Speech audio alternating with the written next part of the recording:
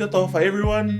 Good morning, Aotearoa, and everyone else watching. My name is Isawa. I'm here with Hana and Therese, and our special guest for today on your Pacific morning show, the former IWGP Tag Team Champion of the World, former Never Openweight 6-man Tag Team Champion of the World, former IWGP Intercontinental Heavyweight Champion of the World, the Rogue General. Dun, dun, dun, dun. Fale. Wow. I think we'll need to put a better song over that. Welcome. Honestly, Thank you. So honored to have you here. Thank you so much for coming in. How are you today? Good, very, very, very happy. I'm surrounded by positive people, and that's what I like. Oh, Did you see that? I got called positive today. I have the heart. I watched the documentary, don't worry. Yes. yeah. No, welcome. Thank Fale. you. Happy to have you here, and good to not see you when I'm sweating bricks up there at the over at the dojo. Right, because you guys train together, right? Yes. Yeah. Oh. I went and found this man, and he welcomed me with open arms. And I don't know if he regrets that welcoming or not. It's amazing though, because now he can do more training than I can. Hey. Wow. Wow. Yeah, well, So you do 2,000 squats? I don't know about right. So one squat of his is equals to my 100 squats. Oh, yeah, true. Yeah. Yeah, I don't know about that, but soon. I gotta get back into it because life just comes in and. Anyway, let's not talk about that. It's not about me, all right? And the 1,000 squats No, that you and do the all the 1,000 time. squats. Yeah. But yeah, do you guys want to get into your guys' talk of the day? Yeah, let's do it. Yes, talk of the day over there. For sure. Yeah, Toks Fale of the day. Yes. Fly back. Awesome. So I'll start this off. My one's very boring. You guys know I'm into politics. But Rawiri, Oh, yep. David Seymour posted a tweet of a video that they captured of him asking Rawiri, why is he racist, David Seymour? So he was trying to bait him and say, why am I racist? Tell me specifically what I said that was racist. And they were talking about co-governance at the time. Yep. And Rawiri said, that's, I'm not going to go into the nitty-gritty, that's on you. Yeah. And He's to be right. honest, yeah, I agree with Rawiri. Like, Yeah. it's not our job to educate like white people Yeah. as to why they act a certain way. No. And he doesn't owe you an explanation either, unless you pay him. So, Yeah. That's emotional labor. yeah, We should be paid for that. I agree. Yeah. I think I might. You should put that in your invoices. Yeah. Every time you explain racism to a white person, we should get $1 million. What? Yeah. What? That I'll means take that job. Yeah. This is reparations, man. reparations for what? For being brown? You know, I'll take that. I'll take that too. Yeah. I'll take any money. Oh man, nah, that's crazy. You know what? I like Rawiri. Yeah. Like, he's very straightforward in what he says, and I'm honestly thinking about flipping my vote to Māori Party this year. Damn. I didn't even know why I said that out in public. Yeah. You exposed yourself. I didn't care. Who'd you come from? The Greens. Yeah, I came from the Greens. I voted for the Greens last election, but honestly, if you pay me, I'll vote for your party. No. Wow. Can we cut that out, please? We're not that desperate, guys. If you fund this podcast, you'll vote for your partner. No, yeah, but like, yeah, what is it for him to be like, nah, it's not worth my time. Not worth my time explaining this to you. This is something that you should know. Yeah. Exactly. And yeah, makes sense. And David Seymour cut it out from his interview thinking it'll benefit him. Yeah.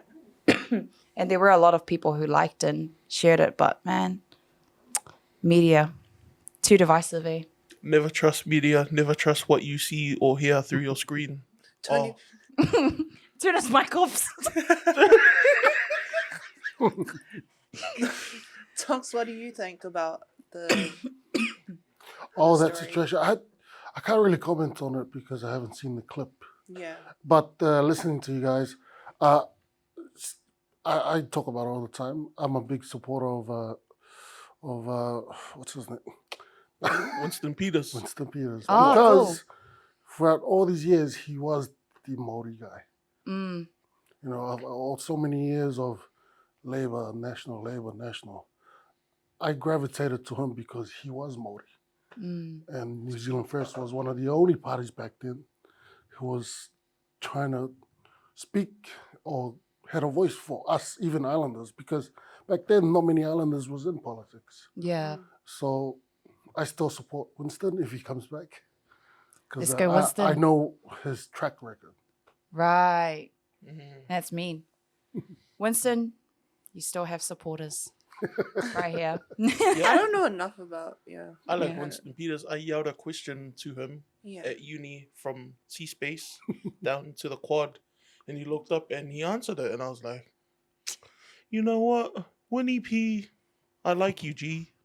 Winnie P. Winnie wow. P. On Winnie that, P, on that Winnie P, first, on yeah, that Winston nickname Peters. basis. Yeah, Nice, yeah. nice. What are you laughing at?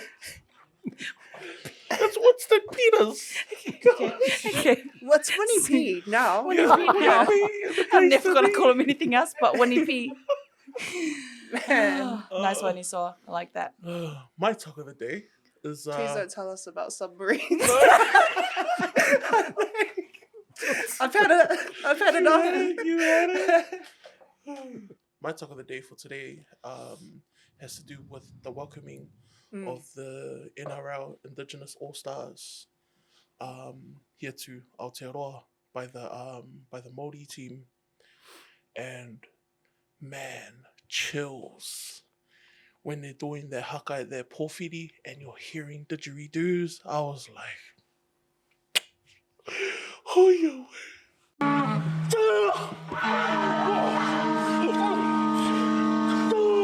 I love being brown, man. Yo. You know, It was good. I haven't seen it yet.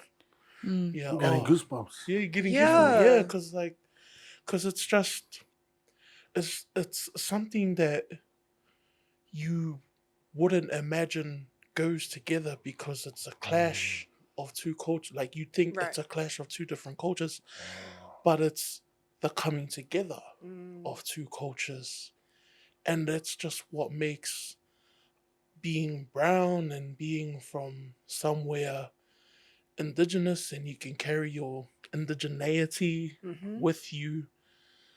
That's just what makes us like more valuable than you can ever think. Yes. And that's why I was just like, man, that's so beautiful. It is. Man. So yeah, if you guys get a chance to watch it Yeah. and you want to have a cry, and then after that go on like a spiel, like go down the haka rabbit hole like I do sometimes, and I'm just like, Yo. this is my favorite All Blacks haka. Yeah. Then yeah, you should watch it. That's mean. I think, yeah, I'm definitely watching after this. We'll also put the link to the video if you want to watch that too, attached to this. We have our quote of the day, and Toks Fale is going to give us our quote of the day today. This is one of my favorite ones. The original person who said it is unknown, but the quote goes, "He who says he can and he who says he can't are both usually right." Wow. I love that. What does that mean to you? How do you Meaning, perceive that? the meaning, the underlining meaning is only you can stop yourself. If you believe you can do it, it can be done. If you believe you can't do it, it won't happen. So it's all up to you. You're the only one who can stop yourself. Yeah. Wow. That was a good one. I need to apply that to myself in fitness, to be honest. I'm terrible, man. Yeah. It's like, it's so funny. This is just my experience. Mentally wise, like when it comes to working and stuff, I can really switch on. But when it comes to physical, like going into the gym and running, I have a hard time convincing myself. Yeah. Do you have any advice for people like that? Yes, I think we all go through the same. I mean, we all go through it, but in different instances. Mm. But what I've found throughout my own experience is, if you tell yourself you can do it, you know it's gonna be hard. But if you say it's gonna be fun, Mm. like I hate doing burpees. Burpees is one of my Oh, enemies, and I hate doing it. same. But when we have training sessions where there's 10 burpees or there's 10 sets of 10, already I've lost. But when I tell myself, just enjoy it. 10, get up, enjoy it, breathe, you're still alive. And then I find myself just 100 done. Oh, easy. That's So it's it. more of a mental decision to be happy about it instead of seeing it and go, oh, this is going to be boring. It's got to be boring. It goes back to what we were just saying. Yeah. Yeah. So a little tip, hey, have fun. Yeah. It's going to be tough anyways. Might as well have fun on the way. Yeah. Or like kind of like when we're working out, a lot of the times I'm actively complaining in my head while I'm working out, and then when I'm about to be like, nah, I give up, I'm like, next set already? We got through it? You know? So yeah, what I like about that quote especially, it just kind of reminds me of what is it, Dory from Finding Nemo? She's like, just keep Yes. swimming. just Yeah. keep Yes, swimming," keep you know? swimming. Yeah. Yes, Like, that's that. you know, he who says I can Yes. will. Is right. Yeah. So yeah, nah, I love that. What do you reckon, Therese? No, I love that. I think it's true because when I think that I can do something, like I end up doing it. I feel like it's that belief in that and then you start coming up with ideas how you can do it, like how you can Yes, possibly do it. But when I say I can't do something, then I get no ideas on how I can do it. So I think just like shifting, or like for me in my experiences, when I've shifted my mindset into believing that I could or that I can, I start becoming a problem solver. Yeah. And like it Yes. starts opening me up to like all these like possibilities of what I could possibly do to make it happen. Yes. So I'm heavy on that. Like Sure. if you think you can do it, then you can. Yo. Yeah. Cheers to that, mate. Cheers with Cheers. our water bottle. Cheers with that no, water. yeah. You got that water. Cheers. Nah, that's mean as. Thank you so much for that. That was an awesome quote. To all our viewers, I hope that helped encourage you to get through your day. You know, working and fitness and eating healthy is not always easy, but with this quote today, I hope it puts you in a better mood and a more positive and optimistic view. We'll be right back. Taya manuia. Good morning.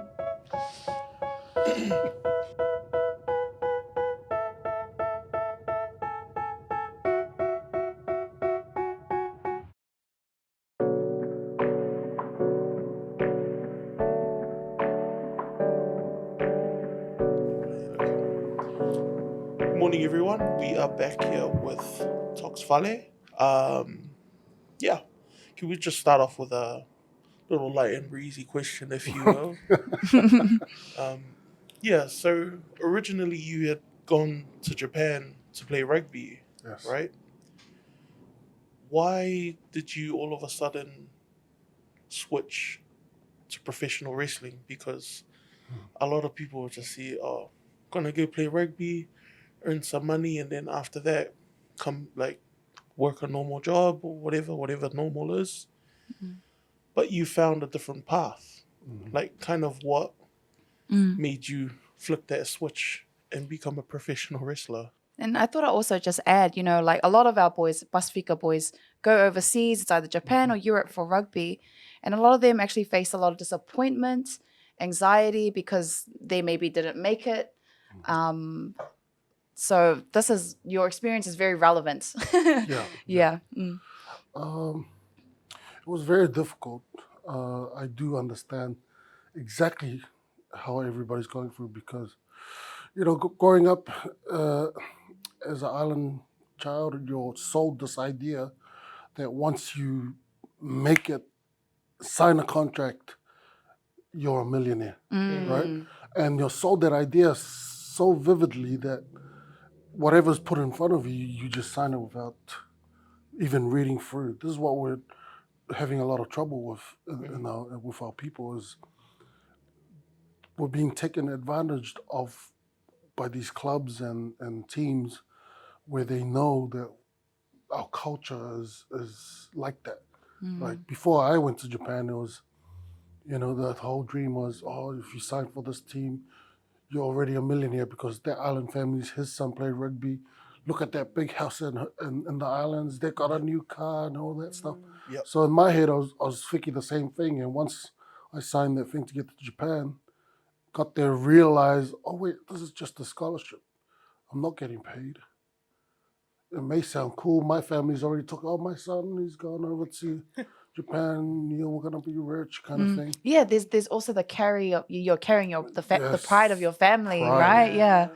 And I think a lot of young men and now women who are going overseas to play professionally are having that same trouble because once they get there, they realize what they had in their head and what's written on paper is two different things, because once they realize that, it's too late for the family to say, oh, my child is not a professional, because the whole village already knows, the whole country knows. Right. So the parents now has to keep that lie, and Right. yeah, I didn't, my family didn't have that problem, but I did. Some people, their families do that, and I know friends who have. But I had that pride too. I had already told everybody I'm going to be this famous rugby player, which wasn't true. But when somebody hears, oh, he plays in Japan. Yeah. When I went 23 years ago, anybody who went to Japan became a millionaire because the contracts were so big back then. Right. But I soon found out, oh, I'm not like those guys. But that's the problem that even till now, a lot of young people are having, is once they find out, oh, there's not that much money, they still have to keep that lie. Right. And not just them, the family has to keep it. So they don't want to suffer through the shame. The pride, yeah. So they're so proud they can't just say, who cares? Yeah, yeah. Right? Which is the easiest thing to do. Who cares? Yeah. My son failed, my daughter failed. Who cares? She can do and something new, or she'll be more successful doing something else. It's easiest. That's all you have to say. That's all you have to do. But our culture, it's really toxic sometimes. We should normalize failure. Yeah, we It's should. so normal. It's Yeah. a part of the journey. Like, you have to fail. Yeah. Exactly. Yes. And that, the entire thing you described also aligns with like kids who don't graduate, Yeah. and then Yes. we have kids faking degrees. Yes. Shout out to the Yes. Tongan community, 685 to the world.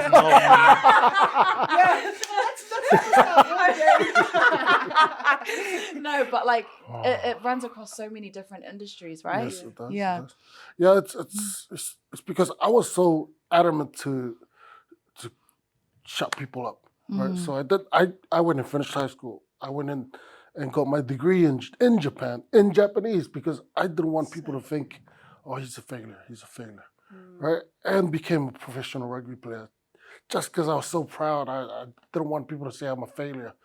But the truth of the matter is, I wish I was taught to accept failure, right? And I preach it now wherever I go. I tell people, it's okay to fail. If you fail, that's the best way to learn. And I remember in high school, I failed tests or failed exams, failed in rugby, failed in soccer, whatever. And it's always, oh, you're not good enough. Oh, you shouldn't. Go back and study. Go and study harder. No. You failed. Okay. Oh, it's okay. We can try it again. If you fail, you can try it again and again and again. Yeah. And you're not taught that in high school. Not taught that in any school. And I hate that. If you leave school, I wish I could have left school at an earlier age, because I went and got all my degrees or whatever, and I haven't used it once, which tells me that's 10 years of my life I just wasted. Yeah. Because I could have just done everything after uni when I was still 20. Mm. So the system is It's pressure, eh? pressure, Pressure. culture. Yeah. Because, you know, you could say that that's possibly a lot of the reason why we have these Pacific athletes, you know, come so close to cracking first grade and kind of fizzle out. And then people just look, oh, Yep. he that's the guy that could have made it, but didn't make it. You know, and it's just like, well, what did you do? Yeah. Mm. But that's the toxic side of our Yeah, culture, exactly. right? And not many people talk about that. Yeah. Right? And before I failed in rugby, I used to hear about guys who went to league, couldn't make the top grade. Family in Samoa already took out loans to Yeah. family in Tonga Wow. already told the whole village. Yeah. So getting cut before they even make the top grade, Yeah. Mm. they couldn't face going home. And I've heard a lot of people, turn to suicide. Yeah. Yeah. It's whakama. Yeah, fuck about it. Yeah. It's embarrassing. And I say I went through the same thing because I experienced it. When I failed from rugby, all that went through my mind. And for a whole year, I was trying to figure out how to survive and tell my family. And suicide was there. I was lucky I had the right people in my life to Mm. keep me here. Yeah. But that's when I understood all those other guys that I heard about. I was almost at that spot. I was almost. Right. Yeah. And I understand now why they do that. And one of the big things, I have my dojo here, and I've created a pathway to Japan, America, and Australia, was to help the youth here and at the same time target those guys. Those guys who go to league, go to rugby, can't make it, but they're already at a professional level. Those are the guys. For years, I based my dojo here because I wanted to target those guys. Nice. Because I went through it. Because if you can't make it in that arena, I can pull them out of there and say, hey, I can still give you a chance. You'll still make your money. You'll still become famous, but in a different way. Yeah. Yeah. And is there any, like, I'm just thinking about it now, what support systems are in place for those rugby players who don't make it? Because they set their whole life up for this dream, but like for those who don't make it, what happens then? And Yeah. what options do they have? I do know that Levar has partnered up with the rugby NRL? Moana Pasifika Yeah. and the NRL. Yeah. So to help, the boys, Oh, that's give them great. therapy, Good.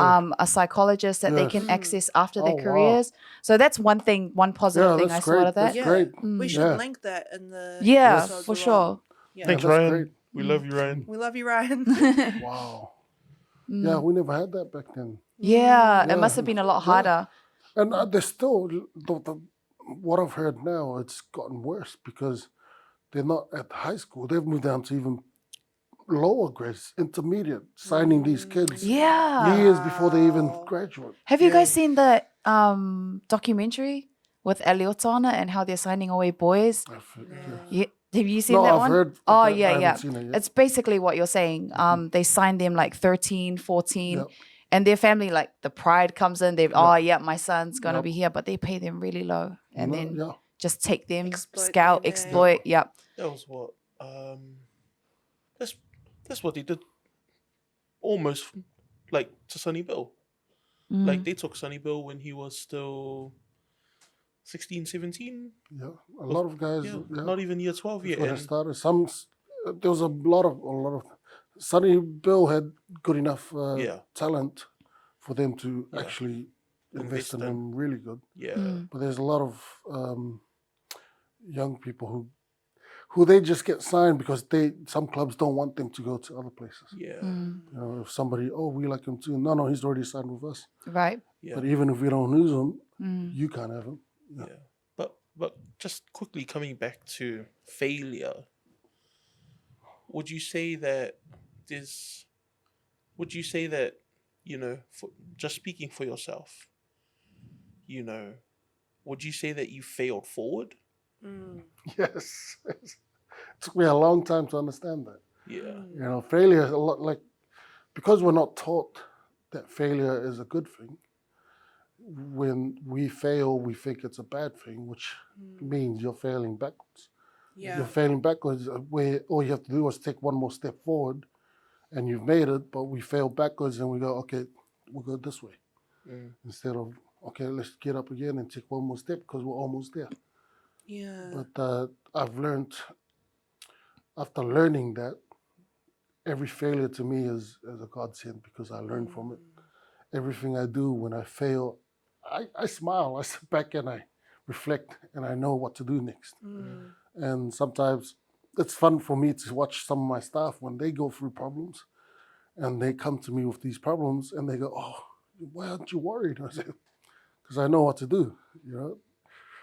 I just need to, and then I teach them how to do it. And they go, oh, it's easy to do it. We can do it.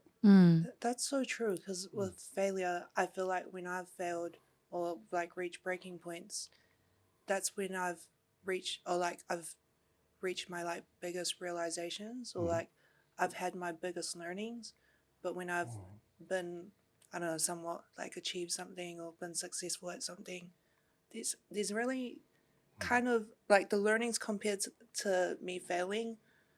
I learned way more when I fail. Yes. Because when you're successful, you're just like, oh yeah, Yeah. like you don't I don't really reflect back on what I did to get to that point. Whereas when I fail, I'm like You pen and remember. book. Yes. Yeah. What did I do wrong? Yeah. Do you know what I mean? And Yes.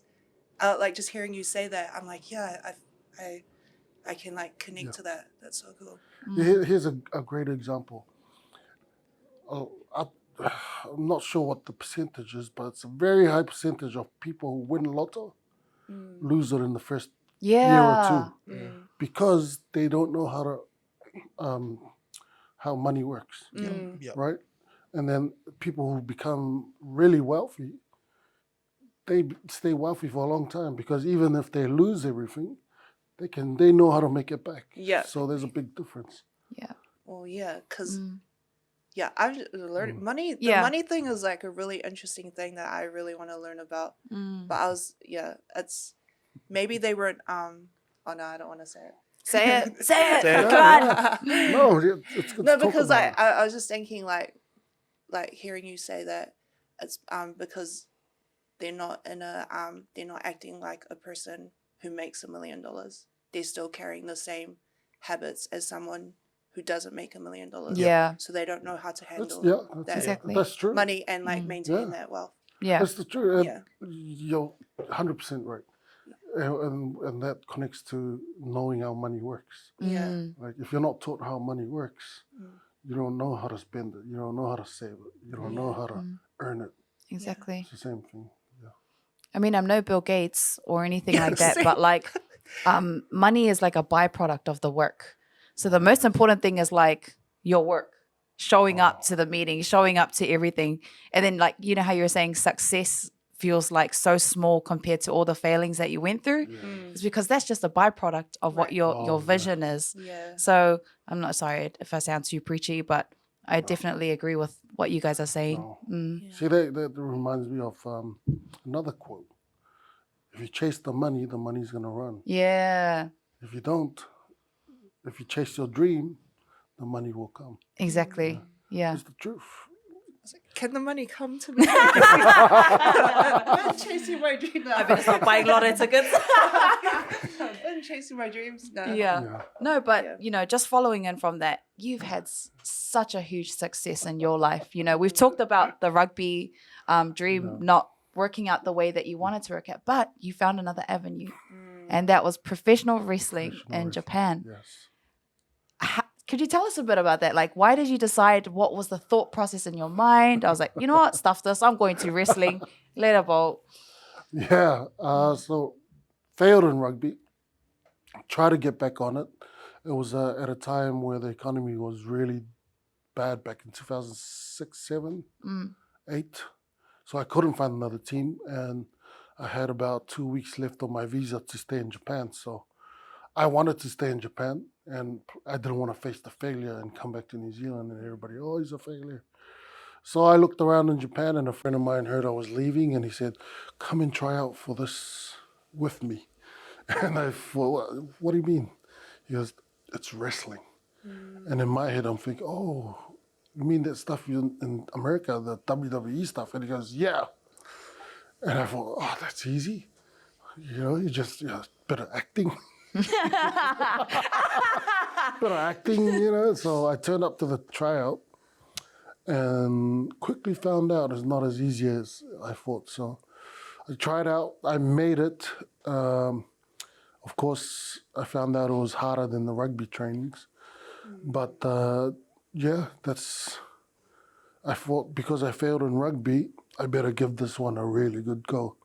And I stuck with it, and made it. Did really well. You guys need to watch Lions Raw. Yeah, Lions Roar. Yep. Everyone sign up to New Japan World right now. I'm not giving anyone else my login. I used his login to watch it. Yeah, but such an awesome documentary series about wrestlers in Japan and the training process. He's right. It's worse than rugby training. I was so surprised. And you know how you said, oh, all good, just got to put on a bit of acting. You know, that was my mindset going into wrestling. I was like, oh, it's just probably just like, you know, throw someone here and fly over there. Yeah. But when I saw the training, they do 2,000 squats, guys. 2,000 squats. One session. Warm up. Not 1 week. It's a warm up. Wait, what Is is it legal? Exactly. Are you guys all right? Do you need therapy? Toks, when the intake is on, and then Toks walks through the door and goes, that rug isn't supposed to be there. It's supposed to be here. 1,000 squats, boys. Yeah. Yeah, the training is absolutely intense. And if you watch that documentary, Lions Roar, you will get an insight. What I also enjoyed about that documentary was the style of training. Like you're living together, the values that you share as a group, you know, all for one, one for all, making sure everyone does everything right. And it requires full commitment. Yes. It's not something you can do part-time, which is what I learned when I watched it. I was like, you can't just say, oh, I want to be a wrestler, but do this $1 million side hustle on the side. Or if you can do that, props you. You probably do that already. You probably do that already. But I thought that was amazing, and the training is super intense. So, like, what do you look for in people? Well, we talked about earlier, is if I can find those guys who are already professionals in rugby or whatever sport, but just can't make it to the top, they have the perfect level for me to pluck out of wherever they are and make them superstars. But if they're not at that level, I'm looking for people who are hungry, like I was when I was looking for a job after rugby. So hungry literally, figuratively, hungry to be successful, hungry to help your parents, hungry to create a new life. That's what I'm looking for. And I don't care how big you are, how small you are, male, female, doesn't matter. If you have that hunger of changing your life or making it to the next level in this area, I will pick you. So when we do our tryouts, have our trainings, if you don't show me that this is what you want, then I'll just respectfully put you to the side and say, thank you very much. There's the door. Bye. Nah, that's mean.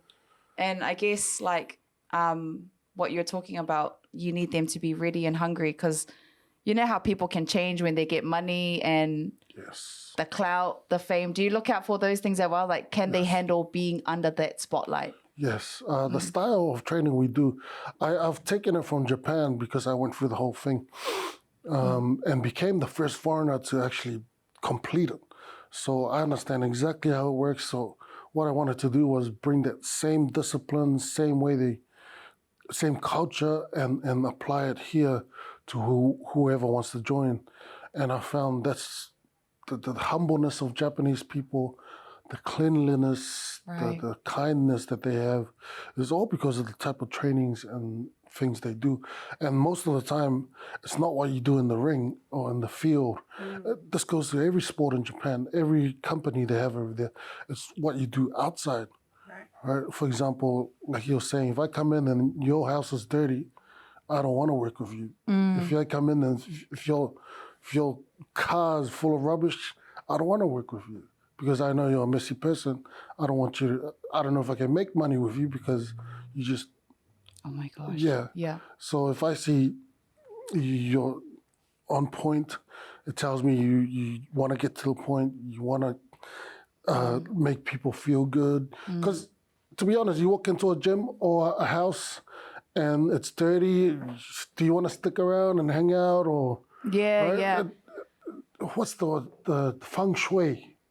Shui. Feng shui. Nice. It's Oh, I know what that is. It's like clearing out, Items from your household. clearing out your space and like therefore clearing out your mind. yes. Yeah. Oh. And it's like a whole architecture Yeah. thing, eh? If you Flow go of into energy, any space. Japanese house or restaurant, you'll feel a different way. Even Chinese proper restaurant, Yeah. because the furniture is set out in certain ways, the plants are positioned in certain ways, and it makes you feel good. Like I see this plant, I go, wow, that's amazing. It's right there. You know, if you put it somewhere else, I might feel differently.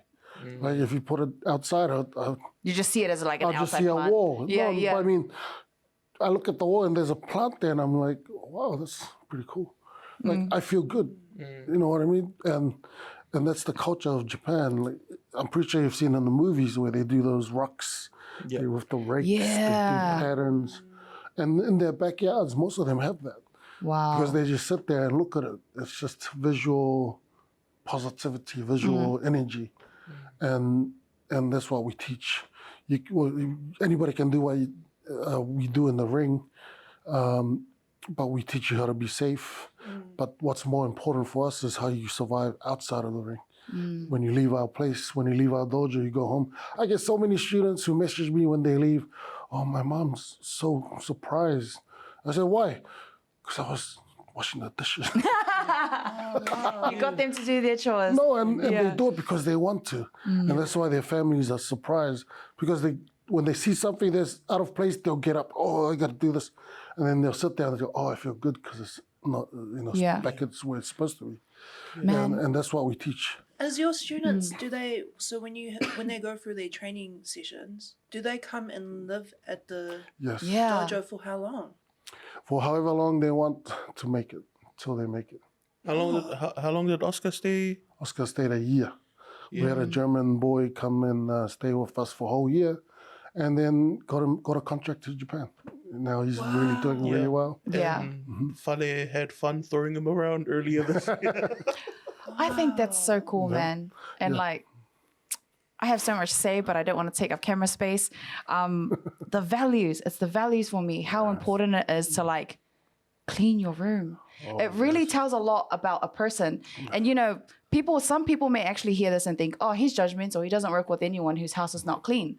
But there's such a deep psychological meaning to it. It shows like your aura, your well-being. And that's something I had to learn through my like health journey is that your mental health is directly related to your space. Yes. And the fact that you're teaching it from home, like Fale Dojo, where the boys can come and stay and understand how a home works, that's like so important because that aligns with the family unit and why family is important. So I honestly, big ups to you. I agree with so much what you're saying. I'm really appreciating this conversation, man. I'm feeling uplifted right now. Can I just ask one more question? Yeah. Isn't it weird that it's called Fale Dojo? Like, isn't that just house in two different languages?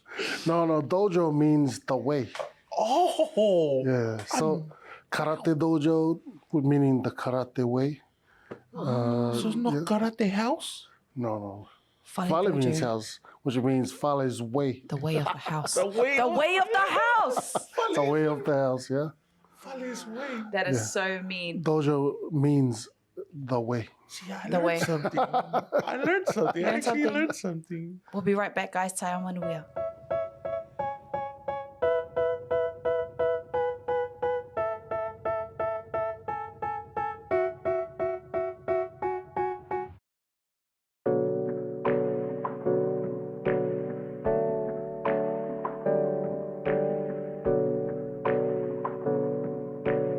So I heard you're a child of migrants. I am too.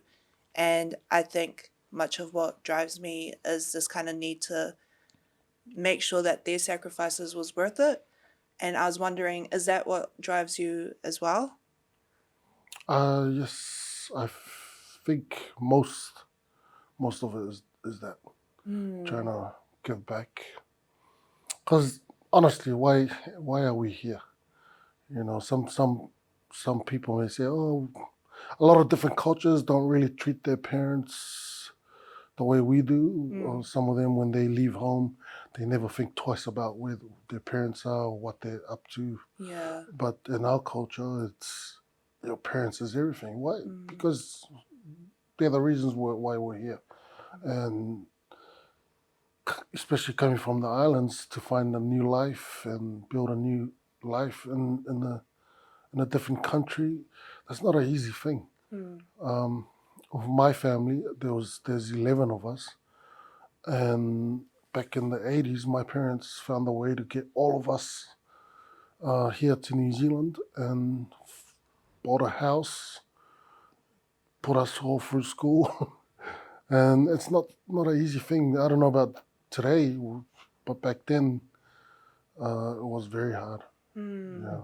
So one of my big goals was, of course, set them free of all their debts, and I was able to achieve that through my failures in Japan.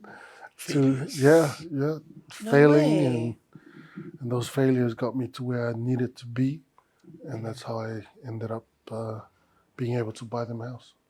So you bought your parents a house. That's like Yes. legit the ultimate. Yeah, that's the migrant- ultimate dream. Yeah, that's the child of a migrant's dream. Yeah. Is to be able to buy their parents Yeah. a house or Mm. like free them of debt. How did that feel? Like, what was that whole process like? Oh man, that's in the Tongan culture. If any family who owns their house is the ultimate pride in Tonga. Yep. If Do you want to know what it is in Samoa? No. It's cars. Oh really? No, I'm kidding. Oh. But trust 'Cause me, I've seen new Samoans cars. love their cars. Yeah, you seen the tennis balls and the flashy lights everywhere? Samoans take pride in their cars and their homes too. But sorry, I didn't mean to add Samoa to that description of Tonga. But that's fine. Yeah. It's okay. That's fine. but for me, growing up, it's what I heard around the community. You know, they always ask, "Oh, does that person own their house? Does that person own their house?" And when somebody says, "Yeah," like the shoulders, like, "Yeah, we own our house." Yeah. Yeah, and I could see that. You know, visually, I could tell. Oh man, that family's successful. And my parents finally bought a house, but couldn't afford to pay the mortgage every month. So it was a constant struggle for years and years. And then everybody got married and had kids and moved out, had their own problems, but my parents were still there, struggling. And when I started to get a little bit of money in rugby, you know, here I was being a dumbass, trying to live my superstar, lost all that when that failed. And then I realized I needed to get into gear and, try and help mom and dad out. So when I started making a little bit of good money in wrestling, I made it a goal. So I would come every year. I'd come back every year and ask my dad, show me your list of your bills. And if it took me a year, I'll do it. I'll pick one. What that year I could. The next year my pay will go up a little bit more. Then I'll come back and say, okay, I'll take care of these two.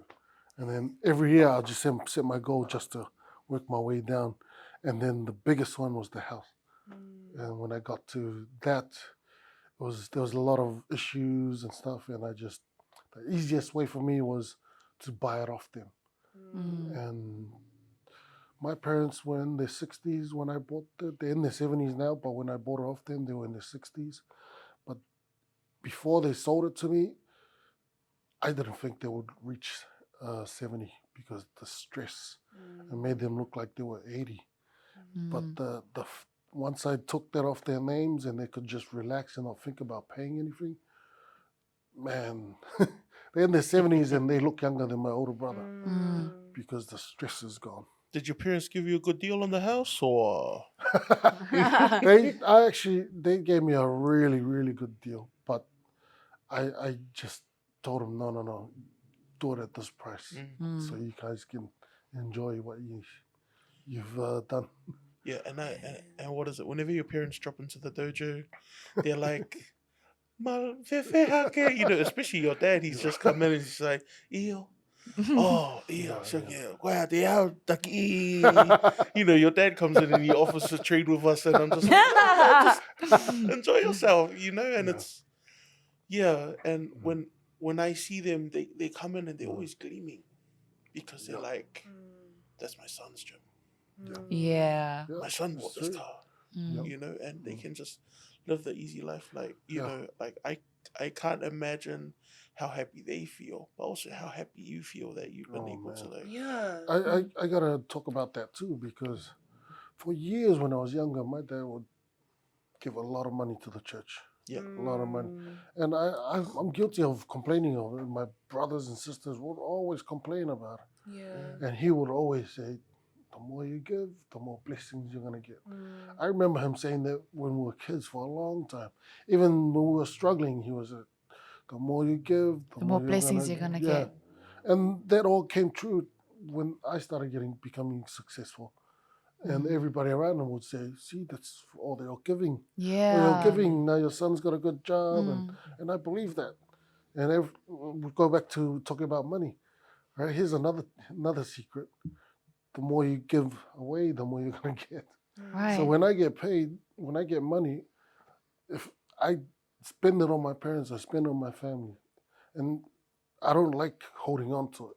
If I hold on to it, I feel like, oh, no. It's got to go. Yeah, to me, it's kind of like a negative thing. It's just hold on to it. But when I have it, if I can spend it to make you happy, if I get, okay, yes, my bank account. In that case, you can listen, I will give you my bank account number. I can do that, but like I said, you gotta understand how money works. Yes. Like, what would make you real happy? Hey, if I ordered a bunch of pizzas, that'll make everybody happy. If I just give out money, it's gonna go and stay in here for you guys, right? And you're gonna be like, there's the negativity again. But I realized the more I spend on people to get to feel more positive and oh man, and the blessings just come. And I believe the teachings my dad and my grandparents did the same thing. I never understood until the last 5-10 years.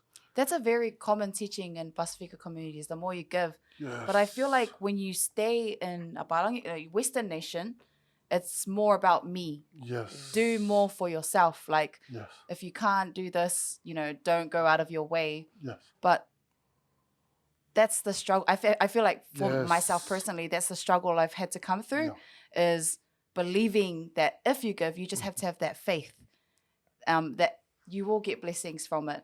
And I feel like people should adopt it more, because I feel like not many people believe that it's true, because you have to wait and witness it.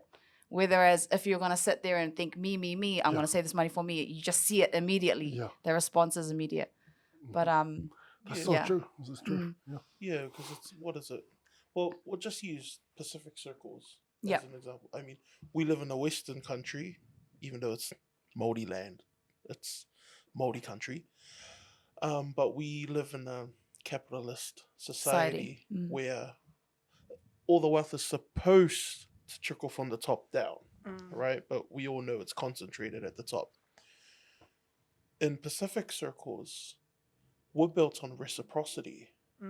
Like, when I'm in my time of need, the community comes and helps me out. When other people are in their time of need, we show up. And I remember thinking that, like, all the time growing up, I was like, why are we giving to the church, man? Why are we giving to this funeral of someone that I don't know? Even though I still complain sometimes. But then at the end of the day, I'm just like, okay, Mom, Dad, how much do you guys need? Yeah. But it's so true when you said that, like, the more you give, the more you get back. Because I've witnessed people rally for me and mine when we were in our need, when we needed it. And I was just like, man, you know, it's true. It's absolutely true. Yeah. Yeah. When they say, you know, like, Mm. it's built on reciprocity and Absolutely. circles. And like, I'm not going to pretend like it's not a problem. Like in the Samoan community, if you go through our TikToks, there's a bunch of youth just complaining. Why we got to do for? Oh yeah, sure we'll be able to buy a house, and then complaining about fight lave laves, which is kind of our Samoan system of giving to families in need.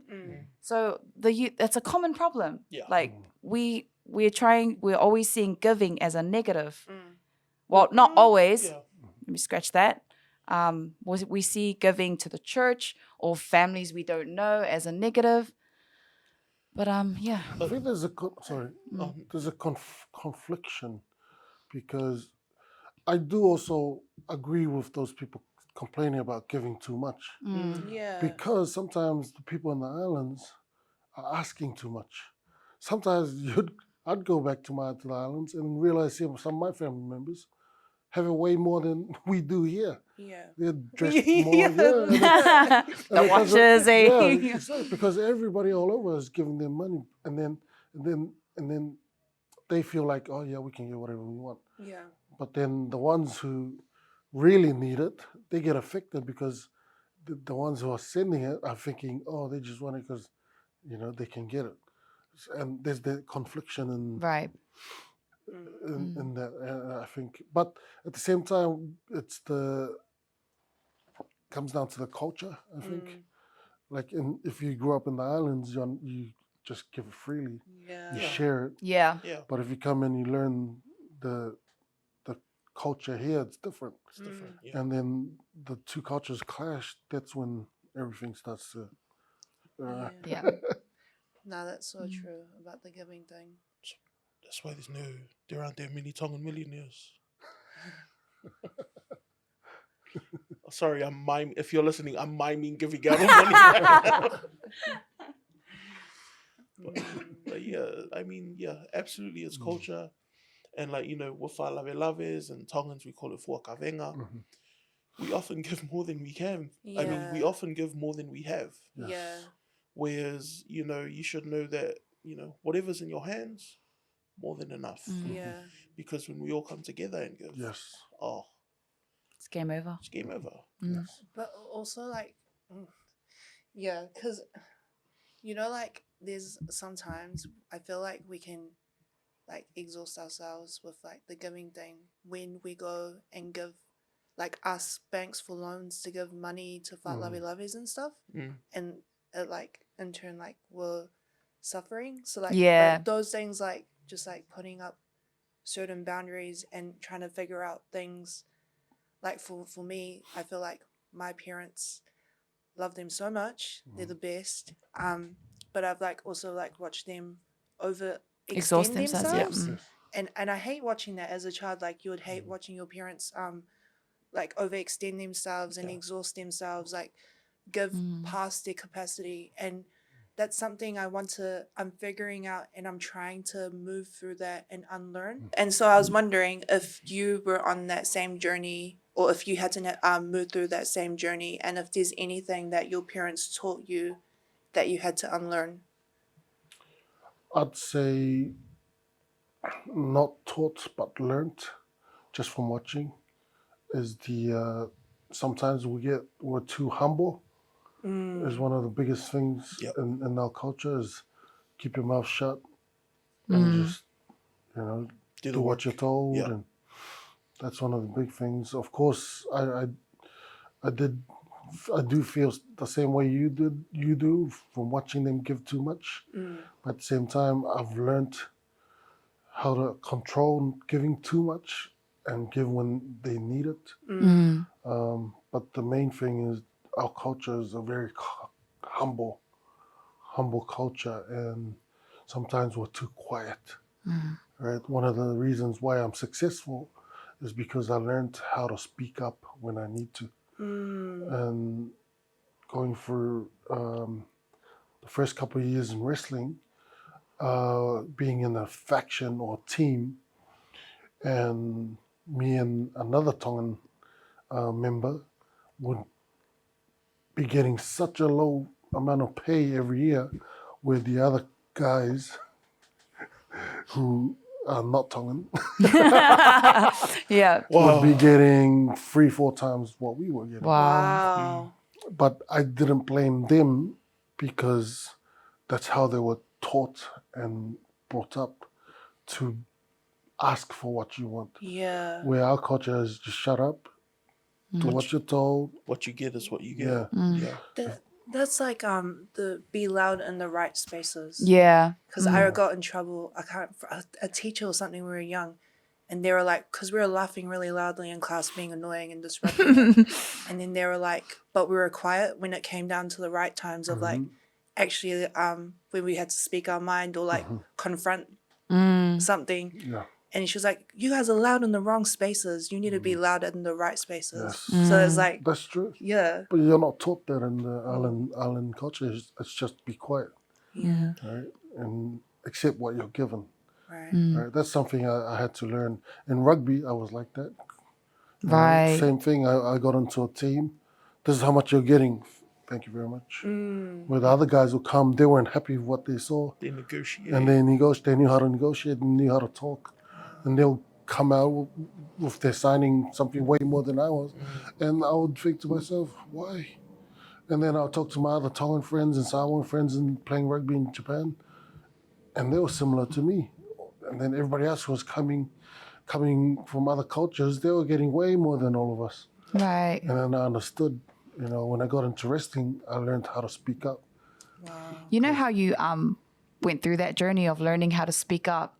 We've discussed how you get a reaction from like who you're going to be approaching and stuff like that. But did you get a reaction from fellow pasifika people for being more confident or saying what you need to say? Was it a good reaction or was it a... Very negative. Yeah. Oh. See, Very that's negative. interesting to me because, you're saying it's a pasifika way to accept what you're given. And then when we come across personalities or characters who are not in that term and they know their boundaries, they know what they want from something or a place, and then those kind of personalities get excluded sometimes. I'm not saying all the time. How did you deal with that? I'm still dealing with it. Yeah, because it's not easy. It's never easy. Mainly because those people are still in the same workspace that I'm in, and they see the success I was getting because I spoke up. And, it ruins friendships, it ruins your family relations. But still dealing with it, meaning it's on the mend now because those people are starting to understand how to use their voice now.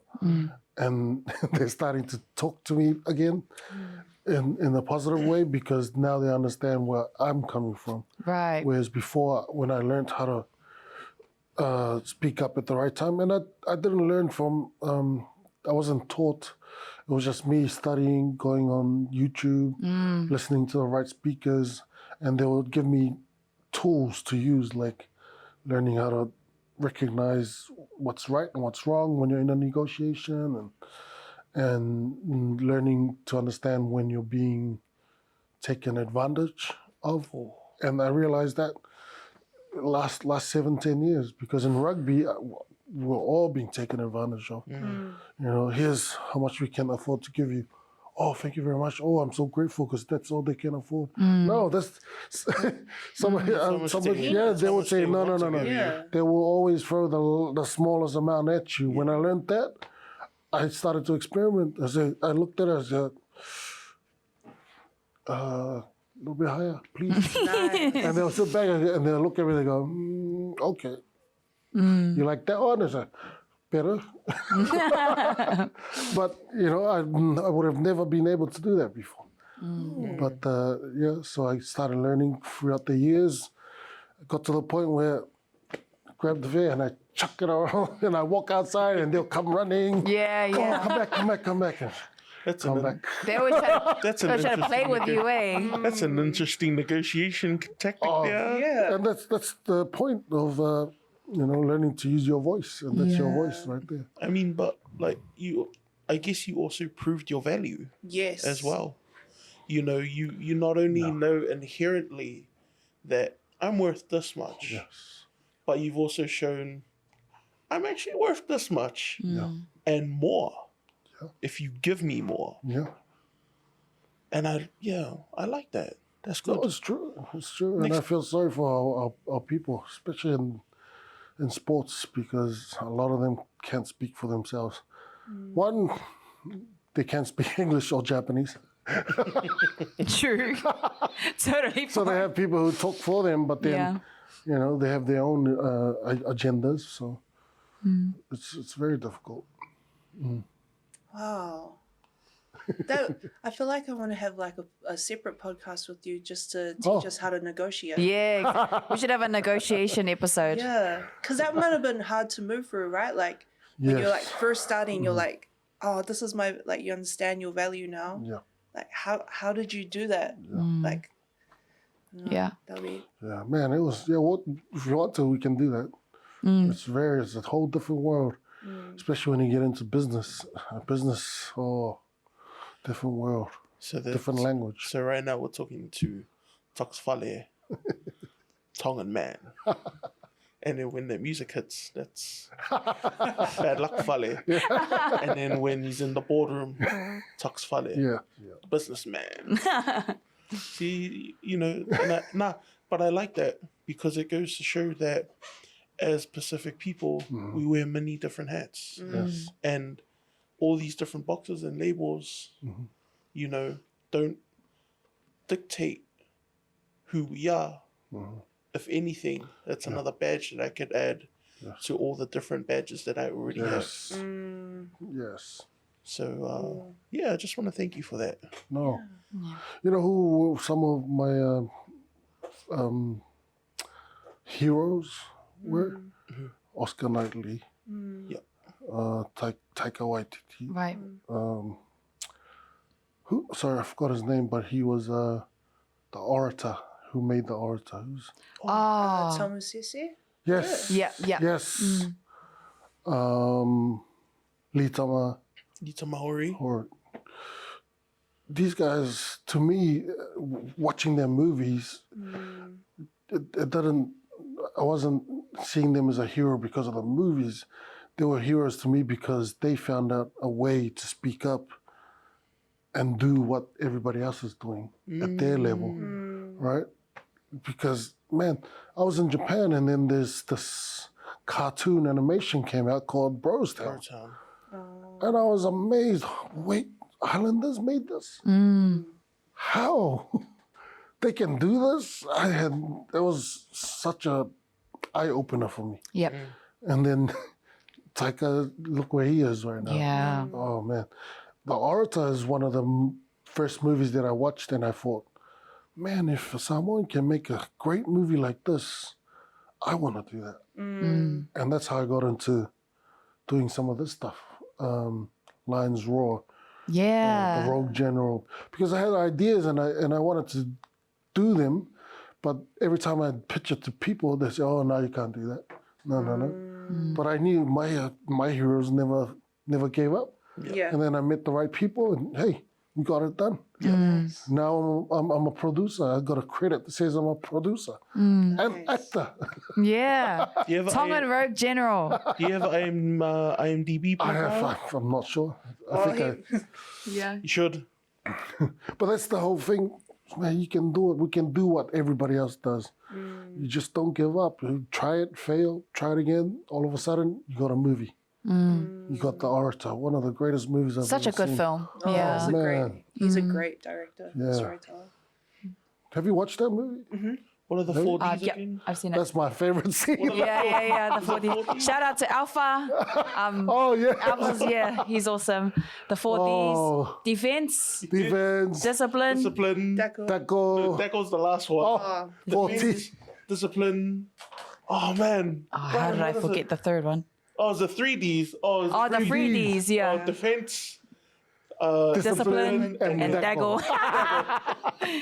Nah, it's great. And also, I found, you just sharing your heroes. There was a Samoan producer who made The Grinch, Yes. The Hunger Games. Oh, yes. Yeah. Oh, Bro, I was watching The Grinch with my daughter, and then I saw La'auli, and I was like, that's a Samoan name. Wow. I'm gonna search it up. And he's worked on like with really big films. Wow. What's his name again? La'auli producer. You know, I remember, was it the Oscars? Or no, what's the other one? Globe. Golden Globes. A Tongan lady won some award on that. Is a director or producer of some show. What? Yeah, I saw. Was it the Aldrich La'auli. it was Porter. that Netflix Aldrich series. La'auli, I think she did the Yeah, it was it's a the To- Thai Cove one. Was it that I one? don't know, but all I remember is Tongan and a Tongan name, and she went up to get her award. Wow. So we're in these spaces. You know, it's just, what is it? Aldrich La'auli Porter. Yeah. Like he just flies low. Like you wouldn't know unless you Yeah. saw the credits. Yeah. Right? I love that. You know his work, but you don't know him. Nah, thank you so much, Thank you, guys. Toks Fale, for coming onto our show. We appreciate this. I've learned so much. This conversation has been highly positive. And our energy has certainly been lifted today. Good morning, everyone. Good morning. Morning.